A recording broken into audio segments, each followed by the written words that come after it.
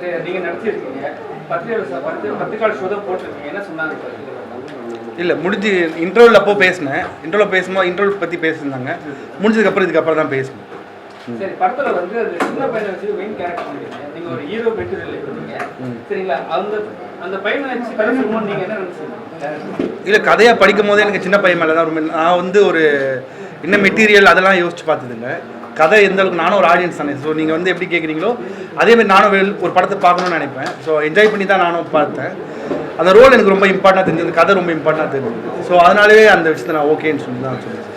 படத்தில் வந்து ஒரு கனவு சின்ன மாதிரி ஒரு இல்லைனுக்கு, ஆனால் அப்படியே ஒரு சின்ன பையனுக்கு கத்தி கொடுத்த விஷயம், கத்தியை கையில் கொடுத்து ஒரு விஷயம் பண்ணுறீங்க.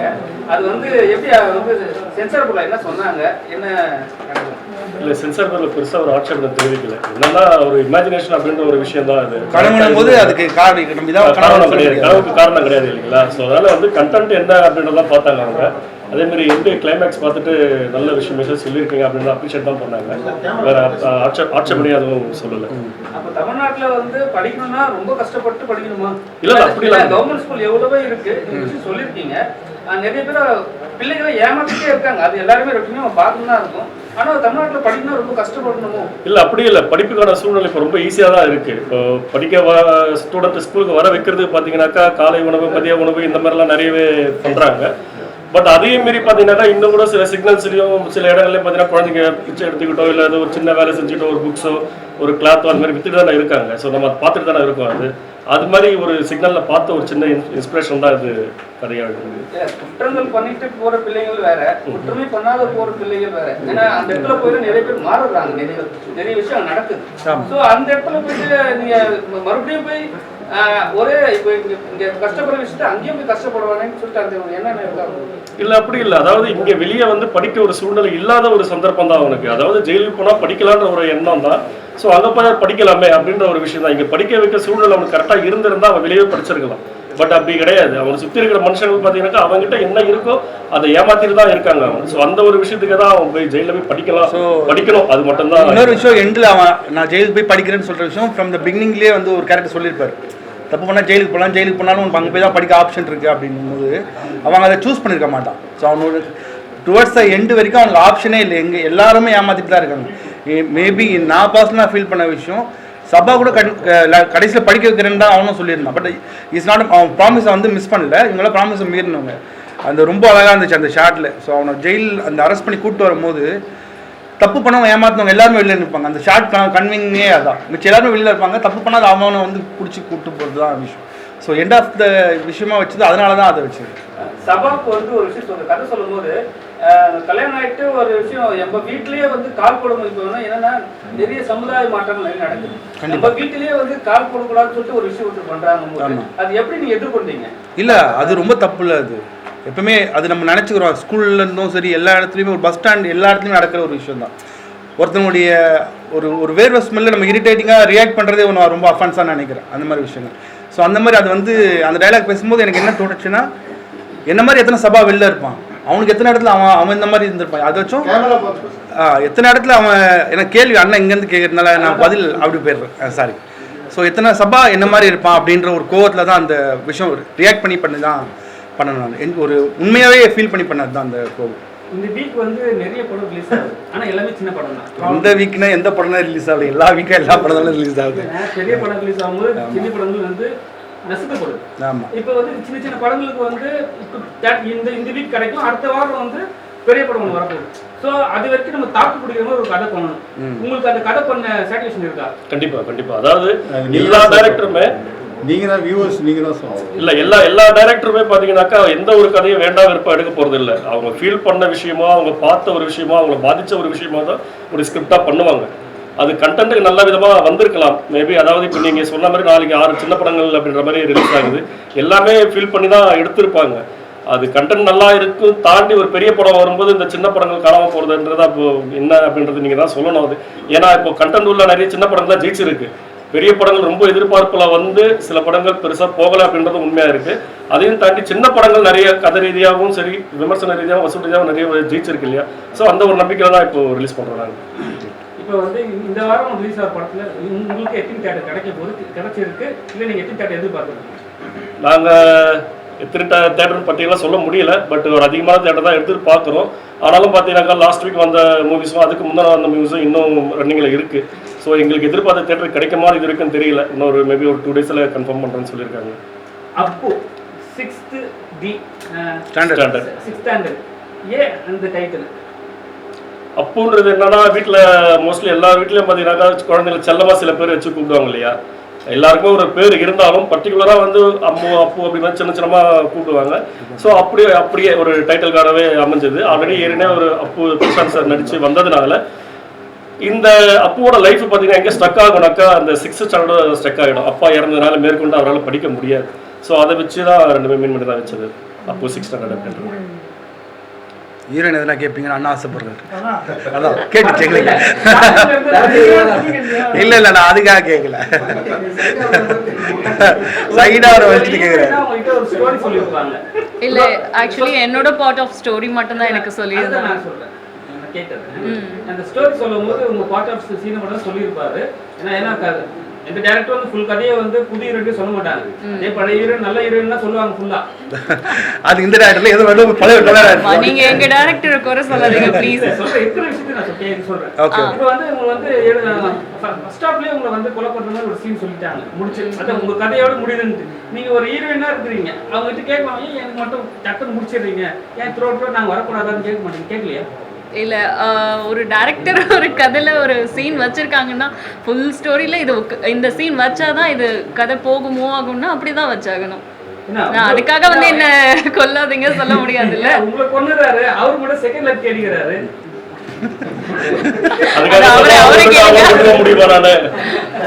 நான் இது வாண்டடா போய் தேடின மாதிரியும் எங்க அவரு லைஃப் கொடுக்குறாரு.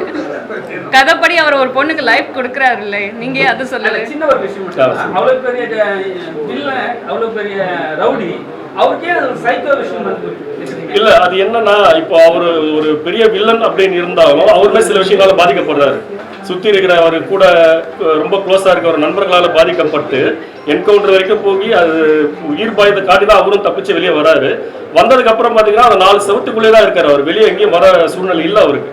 ஸோ அந்த ஒரு தனிமை, அந்த ஒரு அட்மாஸ்பியர் அப்படின்னும் போது அது மேபி அது ஒரு மைண்ட் அஃபெக்ட் ஆகும். அதுவும் இல்லாமல் அந்த ஒரு பைத்தியம் கேரக்டர் வந்து சொல்கிற ஒரு விஷயம் உண்மை நடக்குது அப்படின்னும் போது இன்னுமே மென்டாலிட்டியாக ஒரு அந்த மாதிரி ஒரு சைக்கோத்தனமாக மாறுறாரு அப்படின்ற ஒரு விஷயம் தான். அதுவும் பார்த்தீங்கன்னாக்கா இப்போ சபா மாதிரி ஒரு ஹீரோ வந்து அவர்கிட்ட இந்த மாதிரி வந்து இவரால் தான் சாக போறாரு அப்படின்னாக்கா பெருசாக ரியாக்ட் பண்ணிருக்க மாட்டார். பட் ஒரு சின்ன பையன் 10 வயசு பையனால நமக்கு இப்படி ஒரு நிலைமை வரணுமா அப்படின்றத யோசிச்ச விஷயம் தான் இருக்கு.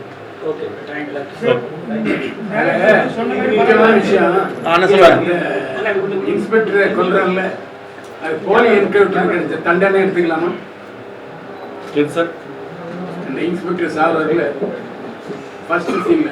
ஆமா ஆமா சார், அது போலி என்கவுண்டர் கிடைச்ச தண்டனை எடுத்துக்கலாமா? இல்ல அப்படி இல்ல சார். இது அதாவது போலி என்கவுண்டர்ன்ற விஷயம் அவங்க கொண்டு வரல. இதுல ஜஸ்ட் இப்படி தப்பிக்கணும்ன்றதுக்காக ஒரு வச்ச ஒரு சித்தார். இல்ல அண்ணா இல்ல இல்ல இல்ல சார். எப்படி நீங்க ஆமான்னு சொல்றீங்க? ஆமா, இவருதான் சொல்றாரு, பேர் போட்டு தள்ளி ஹைதராபாத் வந்து ஆந்திரா கூட்டு போய் கொன்றுன்னு சொல்றாருல்ல. இல்ல சிரிக்கிறா, சும்மா சிரிக்கிறா. அண்ணன் யோசிக்கும் கேள்வி கரெக்ட் தான். ஆனா போலி என்கவுண்டர் இல்லைண்ணா. போலி என்கவுண்டர்லாம் எப்படி என்கவுண்டர் சரியான என்கவுண்டர் என்ன இருக்கு? அதாவது போலி என்கவுண்டர்ன்றது என்ன சார்? அதாவது மக்களுக்கு பரிச்சயமான ஒரு நபரை வந்து கூட்டு போய் என்கவுண்டர் பண்றதுன்றது வேற. இது வந்து அவரோட நண்பர். அது வந்து மக்களுக்கு தெரிய போறது. இவர் தர்மான்ற ஒருத்தர் வந்து அப்படின்ற மாதிரி மக்களுக்கு தெரிய போறது கிடையாது. இவர் யாருன்னா என்னன்னு தெரிய போறது இல்லை. தர்மாங்கிறவரை கொலை செய்தவர் யாரு? கமிஷனர். கமிஷனருக்கு அவர் ஃப்ரெண்டு தானே? ஆமா. அப்ப அது கொலை என்கவுண்டர் தானே? கேள்விக்கு சரியான கேள்வி சார். பட் இது வந்து போலி என்கவுண்டர் அப்படின்ற மீன் பண்ணி வைக்கறாங்க. அந்த ஒரு ரீசன் வைக்கல. நீ வருது அந்த மீனிங் தான் வருது. அது கடவுள் கொடுத்த தண்டனையா நீங்களே கொடுத்த தண்டனையா? அது நட்புக்கு செய்யற ஒரு துரோகம் மாதிரி தான் நாங்க வச்சோம். பட் நீங்க கொஸ்டினா கேட்கும்போது அது அப்படியும் கூட வச்சுக்கலாம். நட்புக்கு என்ன துரோகம்? ஆமா சார், இப்போ ஒரு நண்பன் கூடவே இருந்த அவரோட உதவியெல்லாம் அவர் வாங்கிட்டாரு. இவர் ஒரு விஷயம் கேட்கும்போது செய்ய தோணல அவருக்கு. அதனால அவர் ரவுடியா இருக்கனால அவர் அவரு நீங்க இன்னொருத்தர் கொலை செஞ்ச வேண்டியதானே?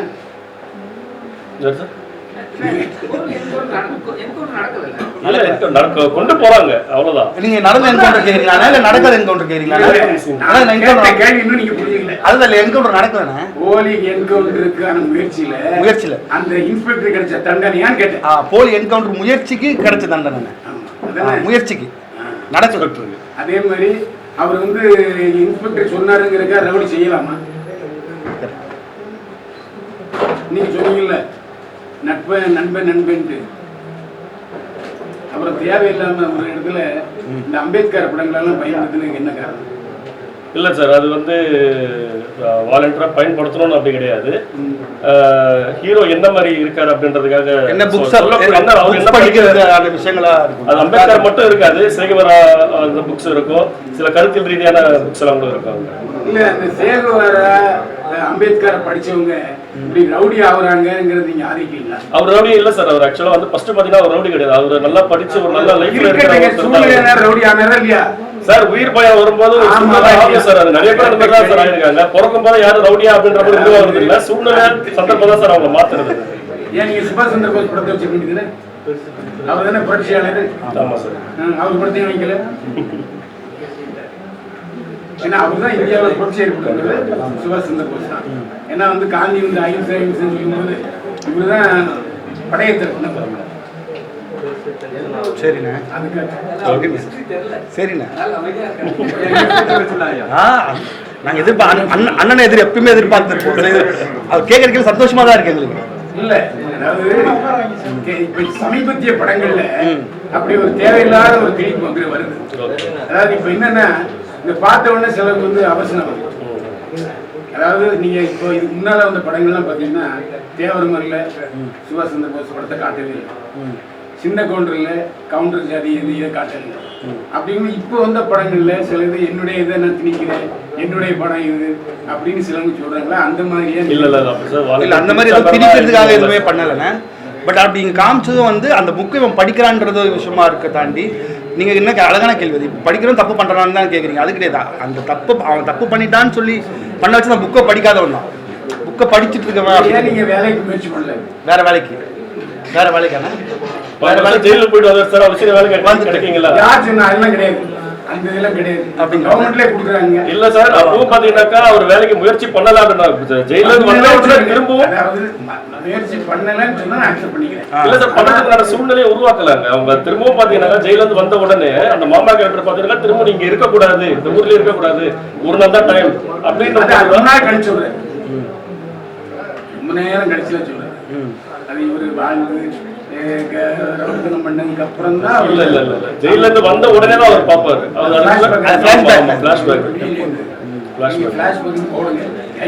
இதுக்கப்புறம் அந்த ஸ்மோக்கிங் போடுற மாதிரி ஃபிளாஷ்பேக் ரொம்ப நேரம் கழிச்சு வருது. இல்லைங்க, அது நீங்க சொன்னது இல்ல ஃபிளாஷ்பேக்ன்ற. Okay okay okay. அவர் ரொம்ப நாள் தப்பு பண்ணிட்டே இருக்காரு. நீங்க எத்தனை வருஷத்துக்கு எத்தனை படம் பாக்குறீங்க? வருஷத்துக்கு எத்தனை படம் பாக்குறீங்க? 400 படம் பாக்குறேன். நல்லா இருக்கு. கேமரா ரெண்டு திருப்புங்க. நல்லா இருக்கு. ஒவ்வொரு படத்தையும் ஸ்கிரீன் பிளே கரெக்ட்டா பாத்துக்கறேன். என்னோட ப்ரொஃபஷன் தெரியாது. இல்ல சார், உங்க ப்ரொஃபஷன் தெரியும். கேள்வி கேக்குறது வந்து சினிமா தியேட்டர் சவுண்ட் இன்ஜினியர். நானு டெய்லி படம் பார்ப்பேன். இல்ல, அது ஒரே படம் தானே பாத்துக்கீங்க. டெய்லி படம் பார்ப்பேன் சார். டெய்லி வேற படம் உங்களால பார்க்க முடியாது. அதே எப்படி தியேட்டர்ல ஒரு 10 நாள் ஓடும், 30 நாள் ஓடும். ஒரே தியேட்டர் போட்டேன், எல்லா தியேட்டரும் போட்டேன். எல்லா தியேட்டரும் ஒரே இல்ல. இதான் என்ன காரணம், அது வந்து ஃபிளாஷ்பேக் தெரியவே. ஓகே, நான் ஃபிளாஷ்பேக் கன்வே பண்றது பண்ணிருக்கலாம். ஓகே ஓகேண்ணா, தேங்க்யூ சார். ஓகேவா? Thank you so much. இன்வால்மெண்ட் பார்த்துருக்காங்க. இல்ல, நான் தூங்கிட்டேன்னா கேட்டுக்க. கண்டிப்பா சார், கண்டிப்பா சார். உங்களை புதுசா பார்க்க வச்சிருக்கோம் இல்லையா, அதுவே நாங்கள் ஒரு பெரிய சாதனை. அதாவது என்ன காரணம் தெரியுமா? அது ஒரு தவறான ஒரு திணிப்பா படுத்துறாங்க. நீங்க வந்த படங்களை பாத்தீங்கன்னா படிக்காதவங்க யாருன்னா அம்பேத்கர், ரவுடியா அம்பேத்கர், இப்படி ஒரு முத்திர குத்திருங்க. அதுக்கு நீங்களும் அடிமையாச்சிங்களா? படங்கள்லாம் பாத்தீங்கன்னா அப்படித்தான். எனக்கு இங்கிலீஷ் வரல படம் பாத்தீங்களா இல்லையா? இருக்கு இந்த படங்களை பாத்தீங்களா? மாரி செல்வராஜ் முதல் படம் எங்க ஊரா எடுத்தாரு. அங்க வந்து எனக்கு இங்கிலீஷே வரலடா, நான் என்ன பண்றது அப்படின்னு அந்த பசங்களாம் கேட்பாங்க. அந்த மாதிரி இதில் நீங்களும் அடிக்ட் ஆகிட்டீங்களோ? இல்லை ஆக்சுவலாக வந்து நம்ம ஹீரோ வந்து படித்து ஒரு ஆஃபீஸில் ஐடியில் ஒர்க் பண்ணுறவங்க தான் காட்டியிருப்பாங்க. அதுக்கப்புறம் தான் ஒரு மாதிரி சின்ன வயசுல தான் ரவுடிசம் அப்படின்ற மாதிரிலாம் கிடையாது. படிச்சு ஐடியில் ஒர்க் பண்ணி ஒரு நல்ல அவர் நேசிச்ச ஒரு பொண்ணை கல்யாணம் பண்ணதுக்கு அப்புறம் அவர் கொஞ்சம் மாறுற மாதிரி சூழ்நிலைகள் உருவாக்கும். இவ்வளோ கேள்வி கேட்டுன்னா நான் சபன் பண்ணுறேன் அதனால தான் போலீஸ்காரங்களை வந்து தேவையில்லாம சார் உங்க வாயில டைரக்ட் ஒரு சபாஷ் சொல்லிடலாமா சார்? இல்ல கண்டிப்பா அதுல சந்தேகம். கேள்விக்குரிய படம்னு சொன்னாலே நல்ல படம் அர்த்தம். கேள்வியே கேட்க ஒன்றும் விரும்பலன்னா உப்பு சப்புல படம் அர்த்தம். நன்றி நல்ல படம். நன்றி.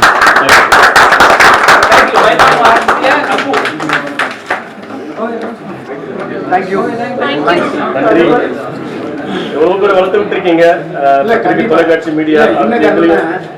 இவருக்கெல்லாம் இவ்வளவு நடிப்பு திறமை இருக்குன்னு நான் நினைக்கவே இல்லை. ஒரு புதுமுகத்தை வச்சு வேலை வாங்குறது எப்படிங்கிறது நாங்கள் படத்தில் பார்த்துருக்கோம். அதனால எல்லாருமே நல்லா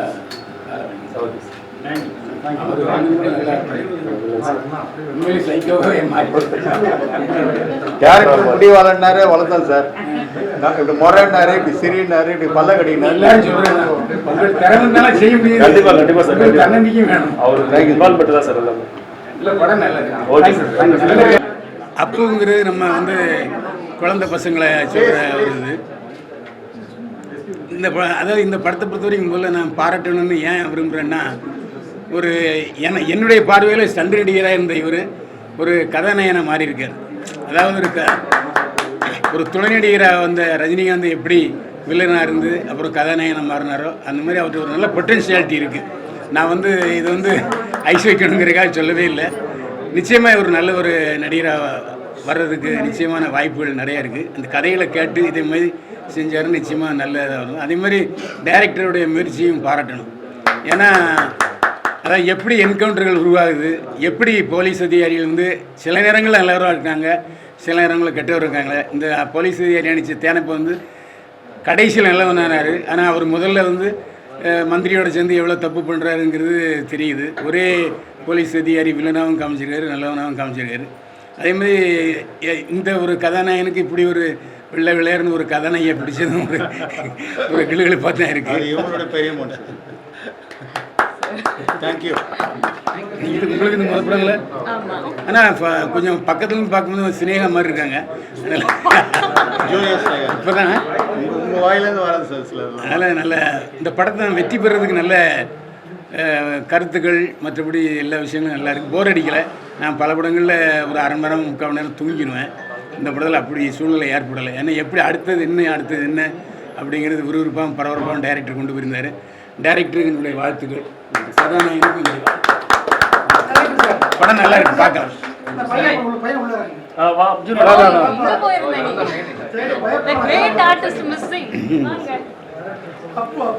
அதாவது கொஞ்சம் சேரனுடைய சின்ன வயசு தோற்றம் இருக்குது இவருக்கு.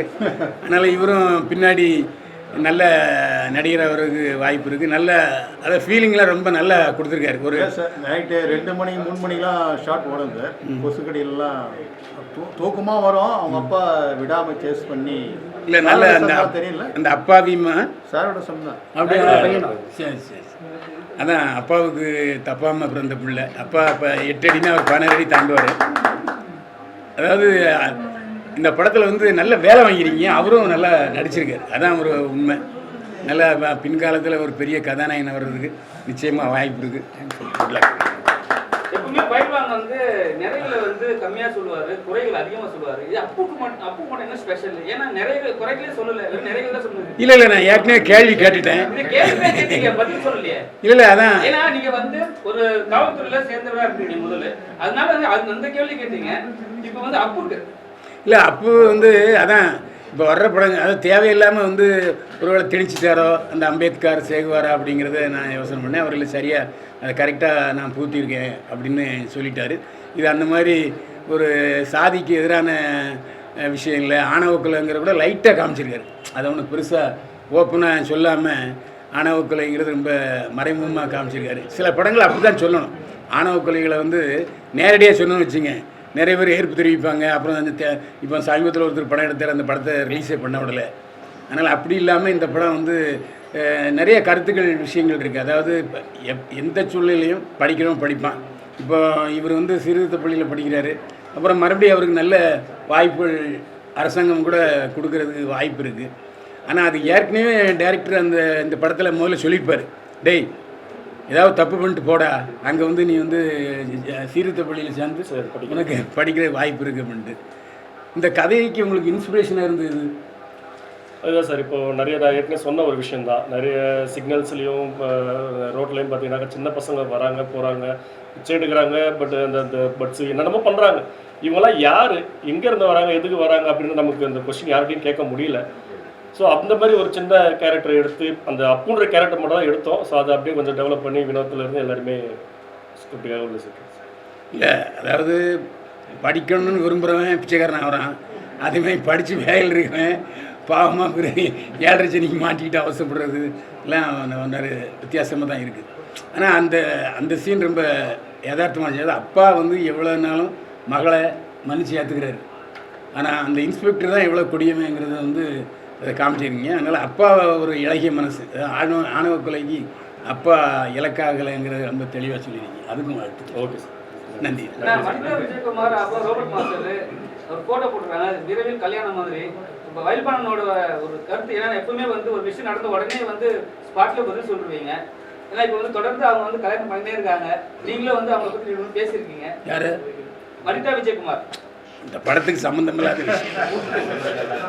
ஏன்னா தேவையில்லாமல் ஒருத்தர், ஏன்னா அன்றைக்கே நான் கேட்டேன் இல்லைன்னே பட ப்ரமோஷன் தான் எனக்கு சொல்லிச்சு. ஆனால் மறுபடியும் இப்படி அக்டோபர் வச்சு கல்யாணம் சொல்லியிருக்காங்க. ஏற்கனவே உங்களுக்கு தெரியுமோ தெரியாதோ அந்த ஏற்கனவே ஒரு படம் அவங்க எடுத்தாங்க, அந்த படத்தில் அவங்க வந்து ஹீரோவாக நடித்தாங்க. அப்புறம் கடைசியில் பார்த்தா இல்லை அந்த ப்ரமோஷனுக்காக தான் கல்யாணம் பண்ணிட்டேன் அப்படின்னு சொன்னாங்க. அதுமாதிரி மாற்றி சொல்லலாம், ஒன்றும் தப்பு இல்லை. 50 வயசில் கல்யாணம் பண்ணி என்னத்தை பண்ண ஓகே சார், நன்றி சார்.